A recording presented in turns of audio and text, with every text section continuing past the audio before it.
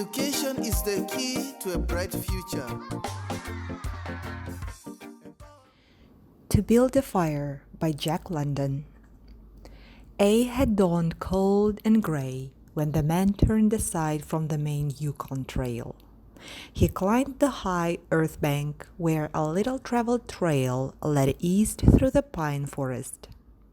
It was a high bank, and he paused to breathe at the top. He excused the act to himself by looking at his watch.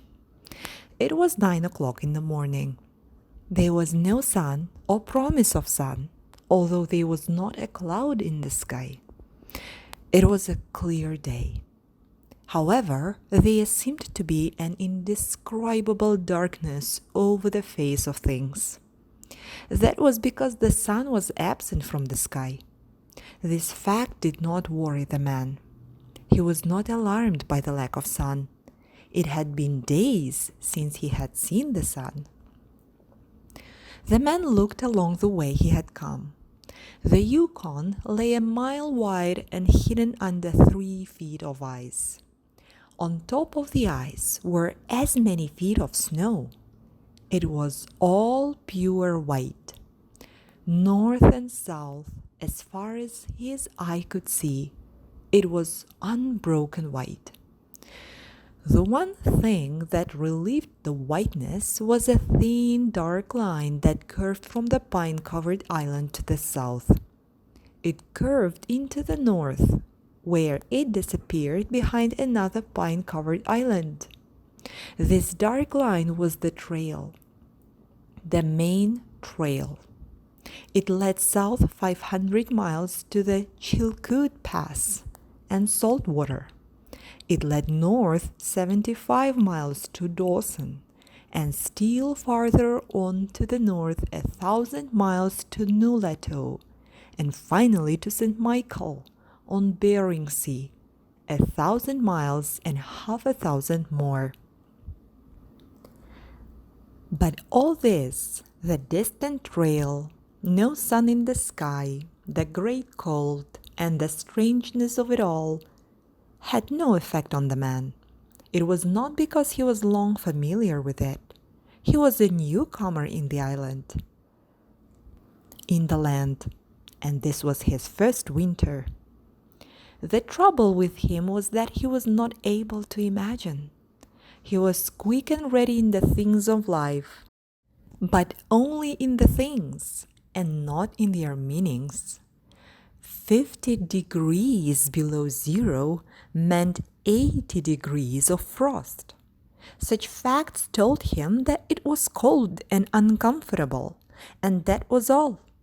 It did not lead him to consider his weaknesses as a creature affected by temperature, nor did he think about man's general weakness, able to live only within narrow limits of heat and cold. From there, it did not lead him to thoughts of heaven and the meaning of a man's life. 50 degrees below zero meant a bite of frost that hurt, and that must be guarded against by the use of mittens, ear coverings, warm moccasins, and thick socks. 50 degrees below zero was to him nothing more than 50 degrees below zero. That it should be more important than that was a thought that never entered his head. As he turned to go, he forced some water from his mouth as an experiment.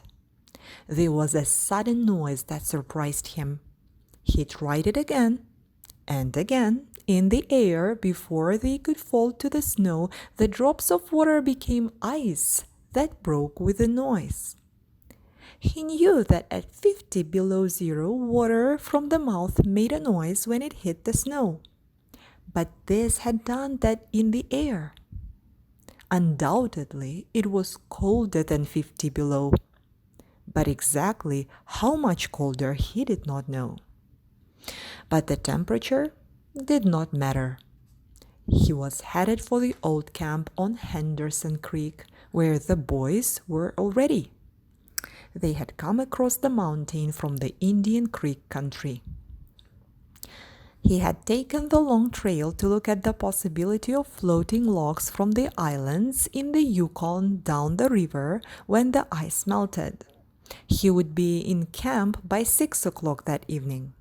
It would be a little after dark, but the boys would be there, a fire would be burning, and a hot supper would be ready.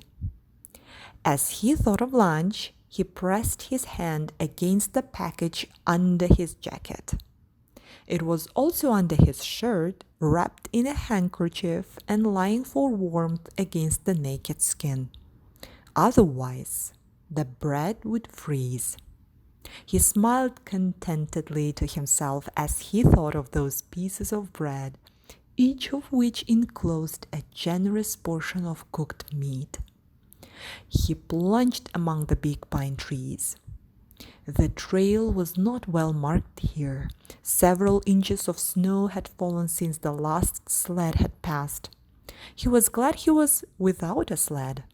Actually, he carried nothing but the lunch wrapped in the handkerchief. He was surprised, however, at the cold. It certainly was cold, he decided, as he rubbed his nose and face with his mittened hand. He had a good growth of hair on his face, but that did not protect his nose or the upper part of his face from the frosty air. Following at the man's heels was a big native dog. It was a wolf dog, gray-coated and not noticeably different from its brother, the wild wolf. The animal was worried by the great cold. It knew that this was no time for traveling. Its own feeling was closer to the truth than the man's judgment. In reality, it was not merely colder than 50 below zero. It was colder than 60 below, than 70 below. It was 75 below zero. Because the freezing point is 32 above zero, it meant that there were 107 degrees of frost. The dog did not know anything about temperatures. Possibly in its brain there was no understanding of a condition of very cold, such as was in the man's brain. But the animal sensed the danger. Its fear made it question eagerly every movement of the man, as if expecting him to go into camp or to seek shelter somewhere and build a fire. The dog had learned about fire, and it wanted fire.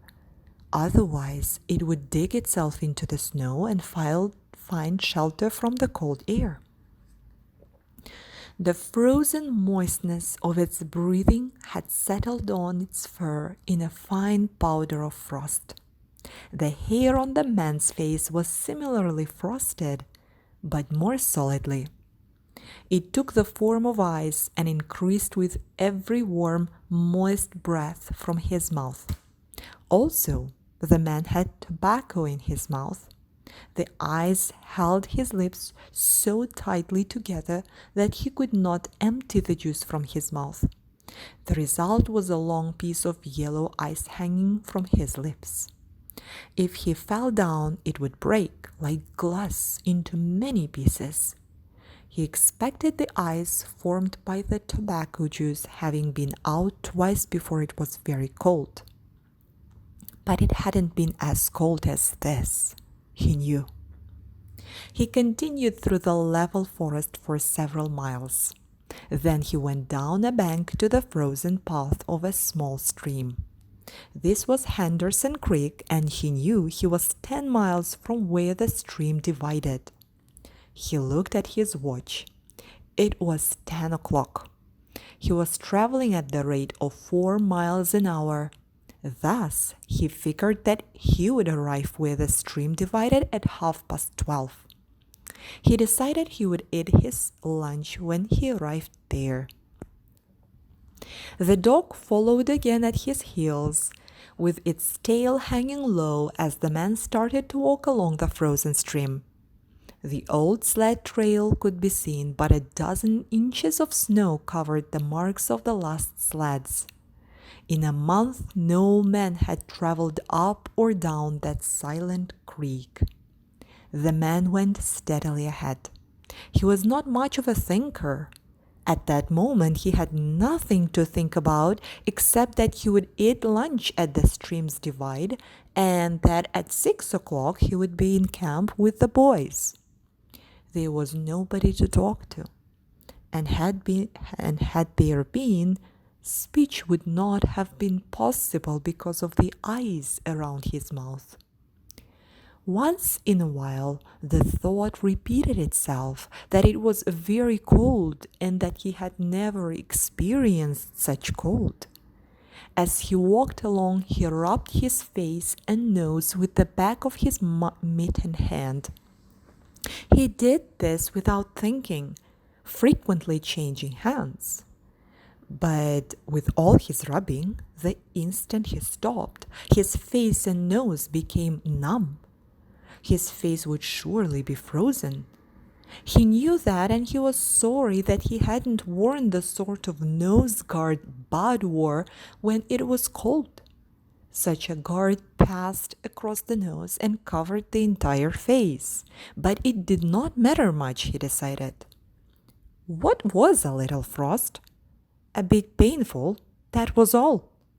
It was never serious. Empty as the man's mind was of thoughts, he was most observant. He noticed the changes in the creek, the curves, and the bends. And always he noted where he placed his feet. Once, coming around a bend, he moved suddenly to the side like a frightened horse. He curved away from the place where he had been walking and retraced his steps several feet along the trail. He knew the creek was frozen to the bottom. No creek could contain water in that winter. But he knew also that there were streams of water that came out from the hillsides and ran along under the snow and on top of the ice of the creek. He knew that even in the coldest weather, these streams were never frozen, and he also knew their danger. They hid pools of water under the snow that might be 3 inches deep or 3 feet. Sometimes a skin of ice half an inch thick covered them, and in turn was covered by the snow. Sometimes there was both water and thin ice, and when a man broke through, he could get very wet. That was why he had jumped away so suddenly.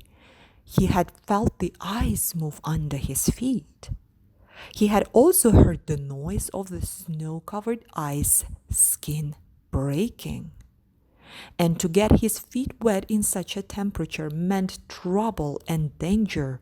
At the very least, it meant delay, because he would be forced to stop and build a fire. Only under its protection could he bare his feet while he dried his socks and moccasins.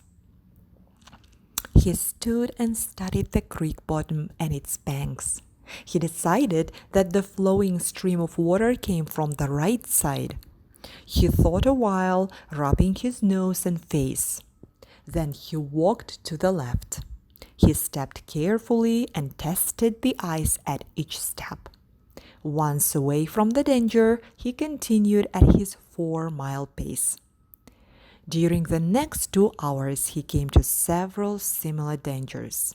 Usually, the snow above the pools had a sunken appearance. However, once again he came near to falling through the ice. Once, sensing danger, he made the dog go ahead. The dog did not want to go. It hesitated until the man pushed it forward. Then it went quickly across the wide, unbroken surface. Suddenly, it fell through the ice, but climbed out on the other side, which was firm. It had wet its feet and legs. Almost immediately, the water on them turned to ice. The dog made quick efforts to get the ice off its legs. Then it lay down in the snow and began to bite out the ice that had formed between the toes. The animal knew enough to do this. To permit the ice to remain would mean sore feet. It did not know this. It merely obeyed the commands that arose from the deepest parts of its being. But the man knew these things, having learned them from experience. He removed the mitten from his right hand and helped the dog tear out the pieces of ice. He did not bare his fingers more than a minute and was surprised to find that they were numb. It certainly was cold. He pulled on the mitten quickly and pat the hand across his breast. At 12 o'clock the day was at its highest, at its brightest. Yet the sun did not appear in the sky. At 12:30 on the minute, he arrived at the divide of the creek. He was pleased at his rate of speed. If he continued, he would certainly be with the boys by 6 o'clock that evening. He unbuttoned his jacket and shirt and pulled forth his lunch. The action took no more than a quarter of a minute, yet in that brief moment the numbness touched his bare fingers.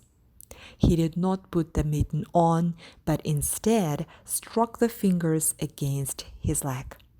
Then he sat down on a snow-covered log to eat. The pain that followed the striking of his fingers against his leg ceased so quickly that he was frightened. He hadn't had time to take a bite of his lunch. He struck the fingers repeatedly and returned them to the mitten.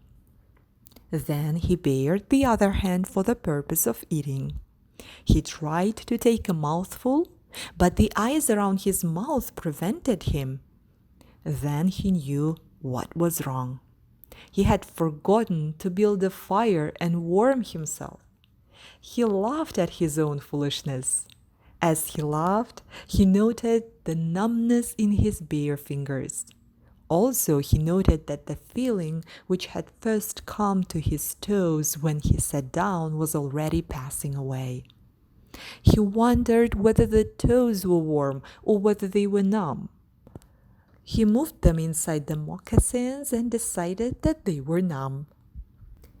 He pulled the mitten on hurriedly and stood up. He was somewhat frightened.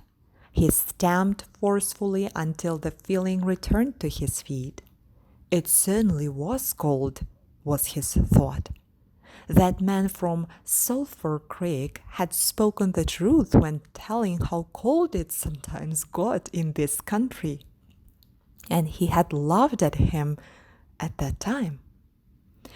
That showed one must not be too sure of things. There was no mistake about it. It was cold. He walked a few steps, stamping his feet and waving his arms, until reassured by the returning warmth. Then he took some matches and proceeded to make a fire. In the bushes, the high water had left a supply of sticks. From here he got wood for his fire. Working carefully from a small beginning, he soon had a roaring fire. Bending over the fire, he first melted the ice from his face. With the protection of the fire's warmth, he ate his lunch. For the moment, the cold had been forced away. The dog took comfort in the fire, lying at full length, close enough for warmth and far enough away to escape being burned. When the man had finished eating, he filled his pipe with tobacco and had a comfortable time with the smoke. Then he pulled on his mittens, settled his cap firmly about his ears, and started along the creek trail toward the left. The dog was sorry to leave and looked toward the fire. This man did not know cold. Possibly none of his ancestors had known cold, real cold. But the dog knew, and all of its family knew. And it knew that it was not good to walk outside in such fearful cold. It was the time to lie in a hole in the snow and to wait for this awful cold to stop. There was no real bond between the dog and the man. The one was the slave of the other. The dog made no effort to indicate its fears to the man. It was not concerned with the well-being of the man. It was for its own sake that it looked toward the fire. But the man whistled and spoke to it with the sound of the whip in his voice. So the dog started walking close to the man's heels and followed him along the trail. The man put more tobacco in his mouth and started a new growth of yellow eyes on his face. Again his moist breath quickly powdered the hair on his face with white. He looked around him. There did not seem to be so many pools of water under the snow on the left side of Henderson Creek, and for half an hour the man saw no signs of any. And then it happened. At a place where there were no signs, the man broke through. It was not deep. He was wet to the knees before he got out of the water to the firm snow. He was angry and cursed his luck aloud. He had hoped to get into camp with the boys at 6 o'clock, and this would delay him an hour. Now he would have to build a fire and dry his moccasins and socks. This was most important at that low temperature. He knew that much. So he turned aside to the bank, which he climbed. On top, under several small pine trees, he found some firewood, which had been carried there by the high water of last year. There were some sticks, but also larger branches and some dry grasses. He threw several large branches on top of the snow. These served for a foundation and prevented the young flame from dying in the wet snow. He made a flame by touching a match to a small piece of tree bark that he took from his pocket. This burned even better than paper. Placing it on the foundation, he fed the young flame with pieces of dry grass and with the smallest dry sticks. He worked slowly and carefully, realizing his danger. Gradually, as the flame grew stronger, he increased the size of the sticks with which he fed it. He sat in the snow, pulling the sticks from the bushes under the trees and feeding them directly to the flame. He knew he must not fail. When it is 75 below zero, a man must not fail in his first attempt to build a fire. This is especially true if his feet are wet. If his feet are dry and he fails, he can run along the trail for half a mile to keep his blood moving. But the blood in wet and freezing feet cannot be kept moving by running when it is 75 degrees below. No matter how fast he runs, the wet feet will freeze even harder. All this the man knew.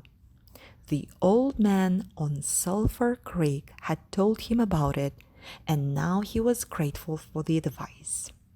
Already all feeling had gone from his feet. To build the fire, he had been forced to remove his mittens, and the fingers had quickly become numb.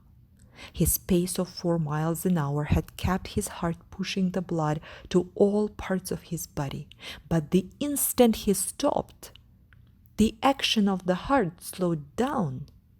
He now received the full force of the cold. The blood of his body drew back from it. The blood was alive, like the dog. Like the dog, it wanted to hide and seek cover away from the fearful cold.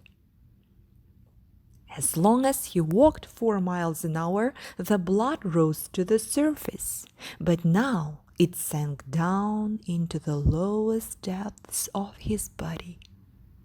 His feet and hands were the first to feel its absence. His wet feet froze first. His bare fingers were numb, although they hadn't yet begun to freeze. Nose and face were already freezing, while the skin of all his body became cold as it lost its blood. But he was safe. Toes and nose and face would be only touched by the frost because the fire was beginning to burn with strength. He was feeding it with sticks the size of his finger.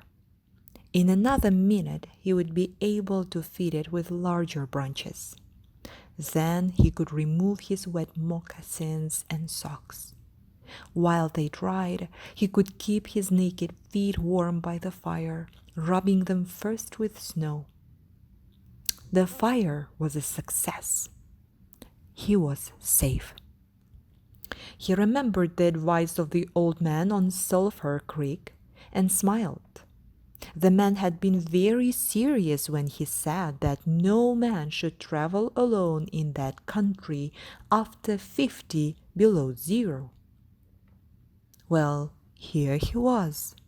He had had the accident, he was alone, and he had saved himself. Those old men were rather womanish, he thought. All a man must do was to keep his head, and he was all right. Any man who was a man could travel alone. But it was surprising, the rapidity with which his face and nose were freezing. And he hadn't thought his fingers could lose their feeling in so short a time. Without feeling they were, because he found it very difficult to make them move together to grasp a stick. They seemed far from his body and from him. When he touched a stick, he had to look to see whether or not he was holding it. All of which mattered little. There was the fire, promising life with every dancing flame. He started to untie his moccasins. They were coated with ice. The thick socks were like iron almost to the knees. The moccasin strings were like ropes of steel. For a moment he pulled them with his unfeeling fingers. Then, realizing the foolishness of it, he grasped his knife. But before he could cut the strings, it happened. It was his own fault, or instead, his mistake. He shouldn't have built the fire under the pine tree. He should have built it in an open space. But it had been easier to pull the sticks from the bushes and drop them directly on the fire. Now the tree under which he had done this carried a weight of snow on its branches. No wind had been blowing for weeks, and each branch was heavy with snow. Each time he pulled a stick, he shook the tree slightly. There had been just enough movement to cause the awful thing to happen. High up in the tree, one branch dropped its load of snow. This fell on the branches beneath. This process continued, spreading through the whole tree. The snow fell without warning upon the man and the fire was dead. Where it had burned was a pile of fresh snow. The man was shocked. It was like hearing his own judgment of death. For a moment he sat and stared at the spot where the fire had been. Then he grew very calm. Perhaps the old man on Sulphur Creek was right. If he had a companion on the trail, he would be in no danger now. The companion could have built the fire. Now he must build the fire again, and this second time he must not fail. Even if he succeeded, he would be likely to lose some toes. His feet must be badly frozen by now, and there would be some time before the second fire was ready. Such were his thoughts, but He did not sit and think them. He was busy all the time they were passing through his mind. He made a new foundation for a fire, this time in the open space where no tree would be above it. Next, he gathered dry grasses and tiny sticks. He could not bring his fingers together to pull them out of the ground, but he was able to gather them by the handful.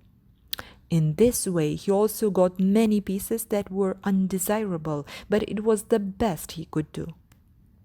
He worked carefully, even collecting an armful of the larger branches to be used later when the fire gathered strength. And all the while the dog sat and watched him. There was an anxious look in its eyes, because it depended upon him as the fire provider, and the fire was slow in coming. When all was ready, the man reached in his pocket for the second piece of tree bark. He knew the bark was there, although he could not feel it with his fingers. He tried again and again, but he could not grasp it. And all the time in his mind, he knew that each instant his feet were freezing. This thought alarmed him, but he fought against it and kept calm. He pulled on his mittens with his teeth and began swinging his arms. Then he beat his hands with all his strength against his sides. He did this while he was sitting down. Then he stood up to do it. All the while the dog sat in the snow, its tail curled warmly over its feet, and its sharp wolf ears bent forward as it looked at the man. And the man, as he waved his arms and hands, looked with longing at the creature that was warm and secure in the covering provided by nature. After a time, he began to notice some feeling in his bitten fingers. The feeling grew stronger until it became very painful, but the man welcomed the pain. He pulled the mitten from his right hand and grasped the tree bark from his pocket. The bare fingers were quickly numb again. Next, he brought out his pack of matches, but the awful cold had already driven the life out of his fingers. In his effort to separate one match from the others, the whole pack fell in the snow. He tried to pick it out of the snow, but failed. The dead fingers could neither touch nor hold. Now he was very careful. He drove the thought of his freezing feet and nose and face from his mind. He devoted his whole soul to picking up the matches. He followed the movement of his fingers with his eyes, using his sense of sight instead of that of touch. When he saw his fingers on each side of the pack, he closed them. That is, he willed to close them because the fingers did not obey. He put the mitten on the right hand again and beat it fiercely against his knee. Then, with both mittened hands, he lifted up the pack of matches, along with much snow, to the front of his jacket. But he had gained nothing. After some struggling, he managed to get the pack between his mittened hands. In this manner, he carried it to his mouth. The ice broke as he opened his mouth with a fierce effort.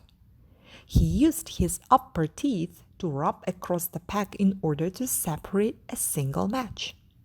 He succeeded in getting one, which he dropped on his jacket. His condition was no better. He could not pick up the match. Then he thought how he might do it. He picked up the match in his teeth and drew it across his leg. 20 times he did this before he succeeded in lighting it. As it flamed, he held it with his teeth to the tree bark. But the burning smell went up his nose, causing him to cough. The match fell into the snow, and the flame died. The old man on Sulphur Creek was right, he thought, in the moment of controlled despair that followed. After 50 below zero, a man should travel with a companion. He beat his hands, but failed to produce any feeling in them. Suddenly he bared both hands and removing the mittens with his teeth. He caught the whole pack of matches between his hands. His arm muscles were not frozen, and he was able to press the hands tightly against the matches. Then he drew the whole pack along his leg. It burst into flame. 70 matches at once. There was no wind to blow them out.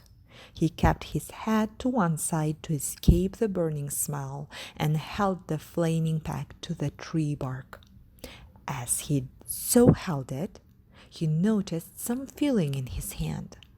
His flesh was burning. He could smell it. The feeling developed into pain. He continued to endure it. He held the flame of the matches to the bark that would not light readily because his own burning hands were taking most of the flame. Finally, when he could endure no more, he pulled his hands apart. The flaming matches fell into the snow, but the tree bark was burning. He began laying dry grasses and the tiniest sticks on the flame. He could not choose carefully because they must be pieces that could be lifted between his hands. Small pieces of green grass stayed on the sticks, and he bit them off as well as he could with his teeth. He treated the flame carefully. It meant life, and it must not cease. The blood had left the surface of his body, and he now began to shake from the cold. A large piece of a wet plant fell on the little fire. He tried to push it out with his fingers. His shaking body made him push it too far, and he scattered the little fire over a wide space. He tried to push the burning grasses and sticks together again. Even with the strong effort that he made, his trembling fingers would not obey, and the sticks were hopelessly scattered. Each stick smote a little and died. The fire provider had failed. As he looked about him, his eyes noticed the dog sitting across the ruins of the fire from him. It was making uneasy movements, slightly lifting one foot and then the other. The sight of the dog put a wild idea into his head. He remembered the story of the man caught in a storm who killed an animal and sheltered himself inside the dead body and thus was saved. He would kill the dog and bury his hands in the warm body until feeling returned to them. Then he could build another fire. He spoke to the dog, calling it to him. But in his voice was a strange note of fear that frightened the animal. It had never known the man to speak in such a tone before. Something was wrong, and it sensed danger. It knew not what danger, but somewhere in its brain arose a fear of the man. It flattened its ears at the sound of the man's voice. Its uneasy movements and the liftings of its feet became more noticeable. But it would not come to the man. He got down on his hands and knees and went toward the dog. But this unusual position again excited fear, and the animal moved away. The man sat in the snow for a moment and struggled for calmness. Then he pulled on his mittens using his teeth and then stood on his feet. He glanced down to assure himself that he was really standing, because a lack of feeling in his feet gave him no relation to the earth. His position, however, removed the fear from the dog's mind. When he commanded the dog with his usual voice, the dog obeyed and came to him. As it came within his reach, the man lost control. His arms stretched out to hold the dog, and he experienced a real surprise when he discovered that his hands could not grasp. There was neither bend nor feeling in the fingers. He had forgotten for the moment that they were frozen and that they were freezing more and more. All this happened quickly, and before the animal could escape, he encircled its body with his arms. He sat down in the snow and in this fashion held the dog, while it barked and struggled. But it was all he could do. Hold its body encircled in his arms and sit there. He realized that he could not kill the dog. There was no way to do it. With his frozen hands, he could neither draw nor hold his knife, nor could he grasp the dog around the throat. He freed it, and it dashed wildly away, still barking. It stopped 40 feet away and observed him curiously, with ears sharply bent forward. The man looked down at his hands to locate them and found them hanging on the ends of his arms. He thought it curious that it was necessary to use his eyes to discover where his hands were. He began waving his arms, beating the mittened hands against his sides. He did this for 5 minutes. His heart produced enough blood to stop his shaking, but no feeling was created in his hands. A sudden fear of death came upon him. He realized that it was no longer a mere problem of freezing his fingers and toes or of losing his hands and feet. Now it was a problem of life and death, with the circumstances against him. The fear made him lose control of himself, and he turned and ran along the creek bed on the old trail. The dog joined him and followed closely behind. The man ran blindly in fear such as he had never known in his life. Slowly, as he struggled through the snow, he began to see things again: the banks of the creek, the bare trees, and the sky. The running made him feel better. He did not shake anymore. Maybe if he continued to run, his feet would stop freezing. Maybe if he ran far enough, he would find the camp and the boys. Without doubt, he would lose some fingers and toes and some of his face. But the boys would take care of him and save the rest of him when he got there. And at the same time, there was another thought in his mind that said he would never get to the camp and the boys. It told him that it was too many miles away, that the freezing had too great a start, and that he would be soon dead. He pushed this thought to the back of his mind and refused to consider it. Sometimes it came forward and demanded to be heard, but he pushed it away and tried to think of other things. It seemed strange to him that he could run on feet so frozen that he could not feel them when they struck the earth and took the weight of his body. He seemed to be flying along above the surface and to have no connection with the earth. His idea of running until he arrived at the camp, and the boys presented one problem. He lacked the endurance. Several times he caught himself as he was falling. Finally, he dropped to the ground, unable to stop his fall. When he tried to rise, he failed. He must sit and rest, he decided. Next time, he would merely walk and keep going. As he sat and regained his breath, he noted that he was feeling warm and comfortable. He was not shaking, and it even seemed that a warm glow had come to his body. And yet, when he touched his nose or face, there was no feeling. Running would not bring life to them, nor would it help his hands and feet.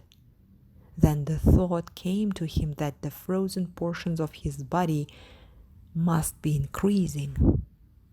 He tried to keep this thought out of his mind and to forget it. He knew that such thoughts caused a feeling of fright in him, and he was afraid of such feelings. But the thought returned and continued until he could picture his body totally frozen. This was too much, and again he ran wildly along the trail. Once he slowed to a walk, but the thought that the freezing of his body was increasing made him run again. And all the time the dog ran with him at his heels. When he fell a second time, the dog curled its tail over its feet and sat in front of him, facing him, curiously eager. The warmth and security of the animal angered him. He cursed it until it flattened its ears. This time the shaking because of the cold began more quickly. He was losing his battle with the frost. It was moving into his body from all sides. This thought drove him forward. But he ran no more than 100 feet when he fell head first. It was his last moment of fear. When he had recovered his breath and his control, he sat and thought about meeting death with dignity. However, the idea did not come to him in exactly this manner. His idea was that he had been acting like a fool. He had been running around like a chicken with its head cut off. He was certain to freeze in his present circumstances, and he should accept it calmly. With this newfound peace of mind came the first sleepiness.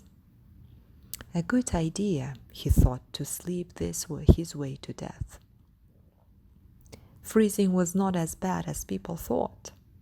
There were many worse ways to die. He pictured the boys finding his body the next day. Suddenly, he saw himself with them, coming along the trail and looking for himself. And still, with them, he came around a turn in the trail and found himself lying in the snow. He did not belong with himself anymore. Even then, he was outside of himself, standing with the boys and looking at himself in the snow. It certainly was cold, was his thought. When he returned to the United States, he could tell the folks what real cold was. His mind went from this to the thought of the old man of Sulphur Creek. He could see him quite clearly. warm and comfortable and smoking a pipe. "You were right, old fellow. You were right," he murmured to the old man of Sulphur Creek. Then the man dropped into what seemed to him the most comfortable and satisfying sleep he had ever known. The dog sat facing him and waiting. The brief day ended in a long evening. There were no signs of a fire to be made. Never in the dog's experience had it known a man to sit like that in the snow and make no fire. As the evening grew darker, its eager longing for the fire mastered it. With much lifting of its feet, it cried softly. Then it flattened its ears, expecting the man's curse. But the man remained silent. Later, the dog howled loudly, and still later it moved close to the man and caught the smell of death. This made the animal back away.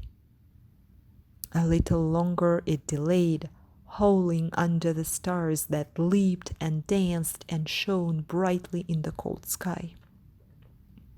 Then it turned and ran along the trail toward the camp it knew, where there were the other food providers and fire providers.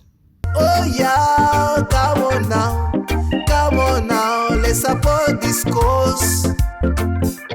Come on now, let's support this cause, yeah, yeah. To educate the youth is to educate the whole world, and to empower the youth is to empower the nation. I said to educate the youth is to educate the whole world, and to empower the youth is to empower the nation. I said to educate the young people is to educate the whole world. To empower the young people is to empower the nation. Empowermefirst.college is here. Let's join our hands to empower the youth. Empowermefirst.college is here. Let's join our hands